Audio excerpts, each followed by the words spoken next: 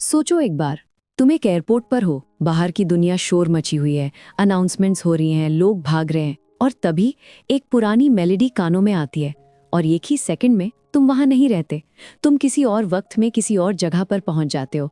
आंखें बंद हो जाती हैं, सीने में कुछ भारी हो जाता है। ऐसा क्यों होता है?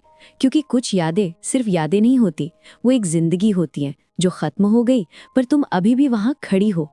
आज की स्टोरी एग्जैक्टली इसी के बारे में है। आज हम बात करेंगे हारुकी मुराकामी की दुनिया फेमस नॉवल की, नॉर्वेजियन वुड। ये सिर्फ एक लव स्टोरी नहीं है दोस्तों, ये ग्रोइंग अप की दर्द की, मौत के साथ जीने की और फिर भी आगे बढ़ने की एक ऐसी कहानी है जो तुम्हारे अंदर काफी दिनों तक गूंजती रहेगी। तो चलते हैं, साथ रहना मेरे साथ पूरी जर्नी में। हमारी कहानी शुरू होती है टोरू वतनवे से।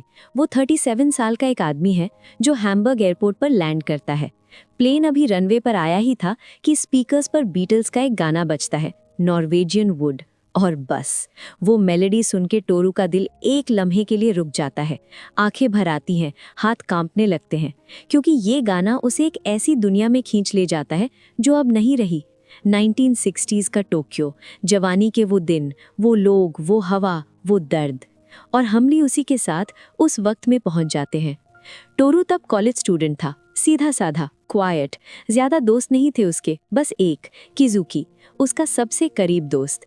दोनों साथ बढ़ते थे, साथ हंसते थे, साथ भागने की कोशिश करते थे उस उम्र के अंधेरों से। पर एक दिन बिना किसी लेटर के, बिना किसी वजह के, किजुकी चला जाता है, सुसाइड। टोरू को समझ ही नहीं आता कि वो रोवे या उठ के चल दे। वो सिर्फ शून्य हो जाता है अंदर से। और उस दिन के बाद उसकी जिंदगी में मौत एक चीज नहीं रही, वो एक साया बन जाती है, हमेशा के लिए उसके साथ। नाओको और वो खामोशी। टोक्यो शिफ्ट होने के बाद टोरू को मिलती है नाओको, किजुकी की गर्लफ्रेंड। वो भी उसी दर्द को जीती थी। दोनों ने एक ही इंसान खोया था, अलग अलग तरीके से। और इसलिए दोनों में बात नहीं होती थी, पर साथ रहते थे। घंटों तक टोक्यो की सड़कों पर चलना, बिना कुछ कहे, बस एक दूसरे का बोझ उठाना, चुप में। तुमने कभी ऐसा फील किया है जब तुम किसी के साथ इतने कंफर्टेबल हो जाते हो कि साइलेंस भी एक कॉन्वर्सेशन बन जाती है? टोरू और नाओको का रिश्ता एग्जैक्टली ऐसा ही था। नाओको बहुत फ्रैजाइल थी अंदर से। एक दिन उसने टोरू को एक इमेज डिस्क्राइब की, एक बड़े से खेत के बीच एक छुपा हुआ कुआं। घास इतनी लंबी थी कि दिखता नहीं था कहाँ है, और कोई भी कभी भी अंदर गिर सकता था। वो कुआं नाओको की अपनी जिंदगी थी। वो अंदर थी और बाहर का रास्ता उसे नहीं मिलता था। थोड़ी देर बाद नाओको को एक सैनिटोरियम भेजना पड़ता है, एमी हॉस्टल। वहाँ टोरू मिलने जाता है। वहाँ उसकी रूममेट है रेको, एक ओल्डर वुमन जो गिटार बजाती है और अपनी ब्रोकन जिंदगी के बाद भी मुस्कुराना सीख चुकी है। रेको जानती है कि दर्द को कैसे अपना लेना चाहिए। टोरू को वहाँ सुकून मिलता है, पर वो एक अजनबी सुकून है, जैसे किसी दूसरे के घर में सो जाना। पर जिंदगी सिर्फ एक रंग में नहीं होती। कॉलेज में टोरू की मुलाकात होती है मिदुरी से। और यार, मिदुरी एक तूफान है, एक रंगीन, शोर मचाता, सीधा मुंह पर बात करने वाला तूफान। वो पूछती है जो लोग सोचते हैं पर बोलते नहीं। वो हंसती है जब रोना चाहिए। वो जिंदगी से इतनी ज्यादा भरी हुई है कि कभी कभी टोरू घबराता है उसके साथ। जहाँ नाव को पास्ट है, मिदुरी फ्यूचर है। जहाँ नाव को मौत की याद है, मिदुरी जीने की इच्छा है।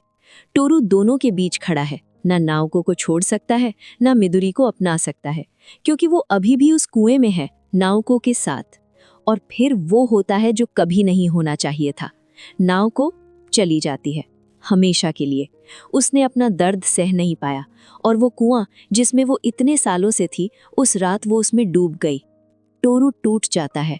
वो 1 महीने तक जापान की सड़कों पर बिना किसी मंजिल के भटकता रहता है। पहाड़ों पर, खेत में, बाजारों में खुद को ढूंढ रहा है, या शायद खुद को खो रहा है ताकि दर्द और गहरा उतर सके। पर एक चीज होती है उस भटकने में। वो समझता है कि जीना नावकों की याद को मिट्टी में दबाना नहीं है। जीना उसकी याद को अंदर लेकर भी आगे बढ़ना है। वो रेको से एक बार और मिलता है टोक्यो में। दोनों मिलके नाओको के लिए गिटार बजाते हैं। एक छोटी सी खामोशी भरी म्यूजिक फ्यूनरल, एक अलविदा, बिना चिल्लाए। और फिर टोरू उठता है, फोन उठाता है, मिदुरी को कॉल करता है। वो बस इतना कहता है, मैं तुझे चाहता हूँ। मिदुरी पूछती है, अभी तुम कहाँ हो? और टोरू के पास जवाब नहीं होता। वो दुनिया के बीच में खड़ा है, पास्ट और फ्यूचर के बीच, पर इस बार वो फ्यूचर की तरफ घूम रहा है। दोस्तों, ये बुक तुम्हारे लिए है। अगर तुमने कभी किसी के जाने का दर्द जिया हो, अगर ग्रोइंग अप तुम्हें कभी भारी लगा हो, अगर तुम्हें लगता हो कि तुम भी कभी किसी कुएं के किनारे खड़े थे। मुराकामी का राइटिंग स्टाइल इतना स्मूथ, इतना रियल है कि पढ़ते वक्त लगता है कि तुम टोरू के साथ टोक्यो की बारिश में चल रही हो। हर पेज पर एक ऐसी लाइन होती है जो सीधा अंदर उतर जाती है। इसको पढ़ना रात में अकेले, हल्की सी चाय के साथ, जब बाहर ठंडी हवा हो, तब इसका असली रंग निकलेगा। और सुन, अगर तुमने ये पढ़ी है तो कमेंट्स में जरूर बताना, नाओको ने तुम्हारा दिल तोड़ा या मिदुरी ने तुम्हें उम्मीद दी। मैं जानना चाहती हूँ। अगर ये वीडियो तुम्हें अच्छी लगी तो लाइक करो, शेयर करो अपने उस दोस्त के साथ जिसे इमोशनल स्टोरीज पसंद है, और चैनल सब्सक्राइब करना मत भूलना, क्योंकि अगली बार भी ऐसी ही एक जर्नी लाने वाली हूँ मैं तुम्हारे लिए। तब तक खुद का ख्याल रखना, और हाँ, किसी भी कुएं के पास मत जाना अकेले।